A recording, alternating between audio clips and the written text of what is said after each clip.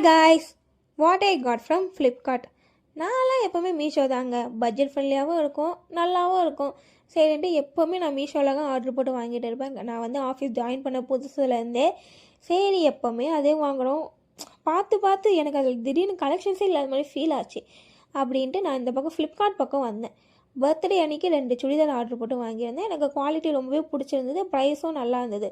அதனால் சரி இன்னொரு ட்ரெஸ் ஆர்டர் போடலான்ட்டு இப்போ ரீசெண்டாக வந்து மேக்ஸி ட்ரெஸ்ஸும் ஆர்டர் போட்டு வாங்கியிருந்தேன். எனக்கு வந்து பார்த்தோன்னே பிடிக்கல, ஏன்னா குவாலிட்டி நல்லாவே இல்லை.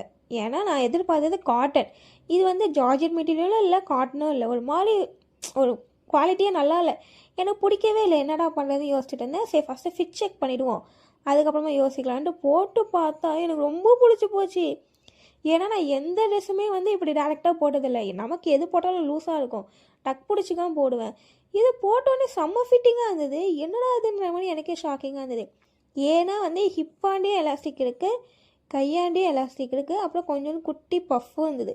அதனால தான் இது வந்து பார்க்க ரொம்ப அழகாக இருந்தது. எனக்கு அதனாலே இந்த ட்ரெஸ் ரொம்பவே பிடிச்சி போச்சு. உங்களுக்கு இந்த ட்ரெஸ்ஸு பிடிச்சிருந்தா மறக்காமல் வந்து லிங்க்கை கமெண்ட் பண்ணுங்கள். நான் வந்து லிங்க் உங்களுக்கு அனுப்புகிறேன். நான் ஒரு 2-3 ஃபோட்டோஸ்லாம் எடுத்தேன். கொஞ்சம் கிரிஞ்சாக தான் இருக்கும், க்யூட்டாகவும் இருக்கும். பார்த்துட்டு சொல்லுங்கள். ஓகே காய்ஸ், பாய்.